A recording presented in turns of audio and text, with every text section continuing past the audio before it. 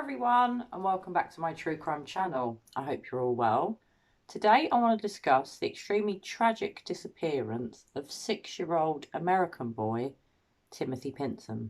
Timothy Pitzen disappeared on May the 11th, 2011 under very tragic and mysterious circumstances. On that day he was in his mother Amy's care, and the circumstances surrounding the little boy's disappearance are very bizarre. So Timothy Pitzen has been missing for quite a number of years. Obviously 2011, he has now been missing very sadly for 10 years. Timothy was born on October the 18th in 2004, and if he was still alive today, he would be aged 16. As I said, he went missing in his mother's care under very weird circumstances, which I will now explain. On May the 11th, 2011, Timothy's father dropped him off as usual at his kindergarten class at Greenman Elementary School. And this is when the story becomes quite strange. Unexpectedly, his mother Amy checks him out of the school between approximately 8:10 and 8:15 in the morning. Unbeknownst to her husband, she does this. She dropped her vehicle at a repair shop around the 10 o'clock mark the same morning, and an employee of the repair shop where the car was dropped at drove them to a local zoo, which was called Brookfield Zoo. They returned after being at the zoo and picked up their car or vehicle at about 3 o'clock in the afternoon. And then Amy drove them to Key Lime Cove Resort in Gurney, where they spent the night. So this was obviously quite a nice hotel, I would imagine, with a swimming pool and things that would have been fun, very fun for Timothy. So the next day, on May the 12th, 2011, the pair drove to Kalahari Resort in Wisconsin Dells in Wisconsin. And they were spotted on security footage in the checkout line at 10 in the morning on the next day. That's the last time Pitzen is ever seen, and he's never been seen since. So from what we can gather regarding the circumstances of the disappearance, it would seem that Amy was suffering from depression. She had had depression throughout her life, so it was obviously something that she'd been suffering with. Taking Timothy out of the school was not discussed with her husband, so it was a complete shock to him.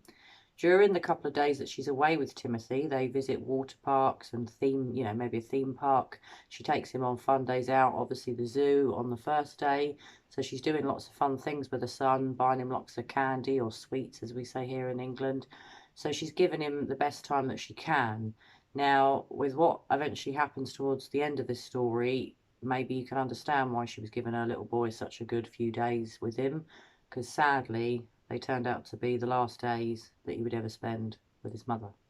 So while they're away for these period of a couple of days, Amy rings her mother and says that Timothy loves her and that they're okay.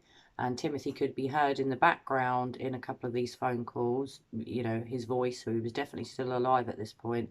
And sadly, in one of them, he was saying that he was hungry in the background, which is quite heartbreaking. So what's weird is Amy doesn't ring her husband, Timothy's father. Amy decides to ring her brother-in-law and her mother. She tells the brother-in-law, the dad's brother, Timothy's uncle, that they're okay and that Timothy's fine. And what's weird, like I said, is why didn't she ring her husband? That raises a huge red flag for me, and it makes you wonder, was their marriage not as happy as everybody thought? So during this period of a couple of days, Amy and her son Timothy are captured on numerous CCTV cameras in a bar of a hotel, in the foyer of hotels, or I think at least one hotel, taking him out of school. There's footage of that. It's very sad to see the last movements of Timothy, knowing potentially that something tragic might have happened to him. Obviously, we still don't know, because sadly 10 long years have passed since Timothy mysteriously vanished, and there's still no trace of him. Now, going back to Timothy's mother and father, apparently they had been discussing divorce, and there are rumours, and obviously it is just rumours, that potentially Amy might have been having an affair. Now, could that be why she left with Timothy? Is that part of the reason that this story ends up being so tragic? We're not sure, but divorce was definitely mentioned, and there's other things that are very interesting about this case. Timothy's father had been very ill and had had cancer.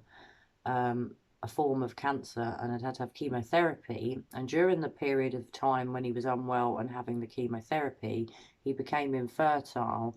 And it's around this time that Timothy's conceived. They called him the miracle baby. But what you now wonder is, was he really Timothy's father? So sadly, a lot of people have speculated that potentially Amy had an affair with another man. She'd been trying to conceive with Timothy's father due to him being infertile due to a cancer treatment that he was having. Could she have had him with another man? Apparently, there were also rows leading up to her and her son's disappearance with the son's dad, with the husband, regarding her being in contact with her ex. I believe it's her ex-husband, and Timothy's dad was not happy about it. So after the last time that Timothy is seen and captured on CCTV footage with his mother, there are no further sightings of Timothy. But strangely, there are further sightings of Amy.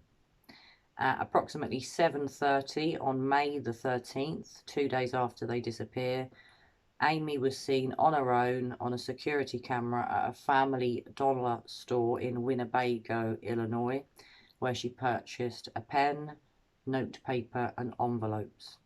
At 8 o'clock, half an hour later, she was sighted at a Sullivan's food store, also in Winnebago, again on her own, unaccompanied, and not with her son Timothy, which is very worrying. At about 11:15 p.m, she checked into the Rockford Inn, which is also in Illinois, and she checked in on her own. Now, what's really tragic is that Amy then decided to take her life that night in the hotel, which is absolutely awful and horrific and very, very sad. But what is really mysterious about this case of this missing child, Timothy wasn't in the hotel room. There was no signs that Timothy had come to harm in the hotel room. And tragically, no one still knows where Timothy is. Now, very sadly, Amy did leave a suicide note, and in it she claims that Timothy was with people that loved him and that he would never be found. That's one of the most heartbreaking aspects of the note that she left behind in the hotel room. Horrifyingly and really, really sadly, she also said that she was sorry for the person that was going to find her and for the mess that she'd caused in the hotel room. Now, I'm not going to go into details of how she took her life, but you can maybe hazard a guess or two from her saying that there was going to be mess to tidy up and she was sorry that she'd caused the mess. How sad when some poor lady's about to take her life that she wrote that in her suicide note. Really breaks my heart to know that. So going back to the note, there is another disturbing aspect of it. Part of it is addressed to Timothy's father, and in it she says that she doesn't want her mistakes or the mistakes that she's made to affect Timothy. It makes you wonder, did she think that if they'd got divorced, she wouldn't have got custody because she had depression, Timothy would have gone into his father's care, and because of mistakes she's made, maybe an affair, obviously we don't know, potentially a lot of people have theorised that Timothy's father would have hurt him, or at least Amy thought so. And did Amy hurt Timothy to stop his dad hurting him? Now, obviously, that's quite a bizarre theory. There are a lot of theories in this case, and the most obvious one, and I know it's not a nice one, I'm not sure that I buy it, but was as Amy was depressed, she took her own life, and prior to doing that, she took her son's life, hid his body somewhere, took her own life, knowing that she was going to leave his dad. Their relationship was over. He was the only good thing in her life, and she didn't want him to be in the custody of his dad. But that makes no sense to me. If you think that your husband's going to hurt your son because you're going to get a divorce and he's going to end up in the custody of the dad, it doesn't make any sense to then kill the boy yourself. If you're so depressed that you want to end your own life, wouldn't you have tried to get your little boy to live with another family member? He didn't get given to the grandma or any other relatives. A lot of people have also speculated that he's with her ex-husband, but obviously, you know, she had more than one ex-husband and ex-boyfriends, I imagine. They've all been checked out. Timothy's obviously not with the ex-husband. Who knows where he is? But what I really hope is that she did have a friend somewhere that's took him in and that he's still okay. Something else that also broke my heart about this story is the last footage of Amy is going into these stores, obviously to buy food, but also to buy pens, papers and envelopes. Obviously something that she was buying for her suicide notes, which really, really makes me feel extremely sad. A lot of people have also speculated, because Timothy doesn't appear on the cameras that she's captured on in the last day, that potentially she'd killed him and took his life leading up to that point, but there's no proof of that. There are certain things in this case that make you think she may have done. A high level of blood was found in the back of her car, but apparently Timothy did suffer from terrible nosebleeds, and could the blood have come from something like that? Now, it was obviously quite a high level of blood, otherwise the police wouldn't have been, looking into it and investigating it. Obviously, any blood in the car was going to be investigated, but it was pretty much almost thought, really, that it was definitely a nosebleed and that it wasn't from him being murdered and transported in the car, but they were never able to prove one way or the other. And something else to note, which is a bit disturbing, is from mud and soil samples that were taken from the tyres of the car, they were able to tell definitely that in the days leading up to Amy dying in the hotel room, she'd stopped somewhere that had a lot of mud and soil and that was near water. People have obviously speculated from that, could she have disposed of Timothy's body, bless him, in the water, or potentially in the soil or the land surrounding the water? Now, obviously, there was a huge search operation for this little boy. Nothing was found. Dogs were used, I imagine helicopters, searches on foot, searches in cars, searches all over the local area, and nothing was found. Something else to note surrounding the investigation is that the knife that was used in Amy's death, bless her heart, only had her blood on it. It did not have Timothy's blood on it. She'd not used the knife that she took her own life with to take her own son's life as well. That's definitely not true. So if she did kill her own son, she didn't use the knife that she used to take her own life. Something else to note is that Amy's cell phone wasn't found at the time, but at some period of time down the line, I believe approximately 2 years later, someone does hand in the phone. Weirdly, they'd found it at the side of the road, not too far away from the hotel that Amy was tragically found dead in, and they'd kept it. Apparently, so they say, they'd never opened the phone, just sort of thrown it in a drawer and thought, oh, I'll keep that in case I ever need it. One of their friends or family members broke their phone, they charged up the phone, and the minute they looked at the phone, all of the data was still on it from when Amy had owned the phone. They were able to tell that it was Amy's phone, and it was handed into the police. Now, I'm not aware of what data could have been captured from Amy's phone. Bear in mind, 2 years passed before the phone's handed into the police. Potentially there could have been evidence on it, but I've never heard of anything that's come from the phone. Obviously, 10 years ago, phone records weren't quite as extensive as they are now, but I would have thought they would have been able to tell from the phone Amy's movements from cell towers capturing her phone signal, so they could have potentially seen exactly her movements. But as they didn't find the phone and 2 years had passed, were they ever able to look at that sort of data? Now, Timothy's father, James, still believes to this day that his son is alive. He believes that Amy, his ex-wife or the mother of Timothy, did take him somewhere. No one knows where. A lot of people have speculated that she gave him away to families that live in the middle of nowhere, so no one would ever find him. There are so many theories out there, but what is really shocking about this case is quite a lot of years passed by, nothing had happened, it had become a real cold case, and suddenly a 14-year-old boy appears a couple of years ago claiming to be Timmothy Pitzen. On April the 3rd, 2019, residents of Newport in Kentucky called the police to report a teenager wandering the streets after running across a bridge over the Ohio River. When police found the shaken boy, he told them that he was Timmothy Pitzen. I imagine the police couldn't believe it.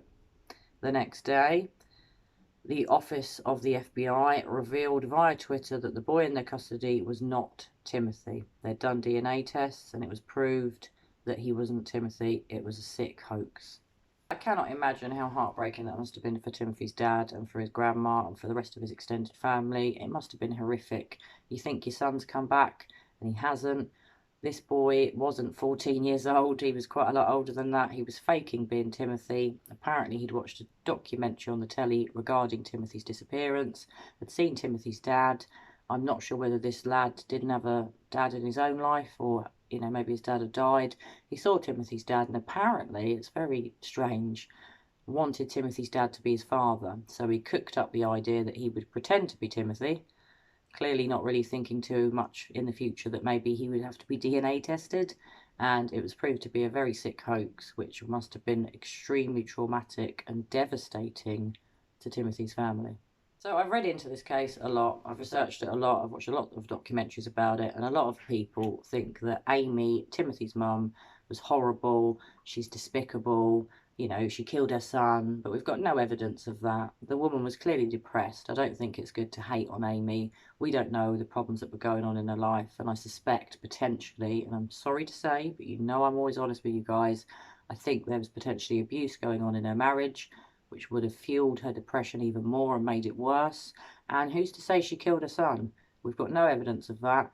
It is likely that she did, but personally I don't think she did, and I'm hoping and I'm praying that that little boy, who isn't a little boy now, he would be 16, is somewhere out there, and that Timothy Pitzen is safe.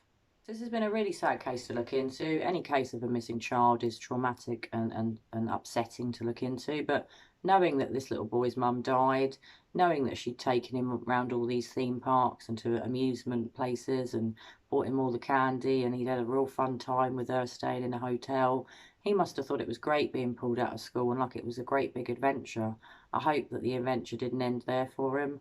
I hope he is still all right.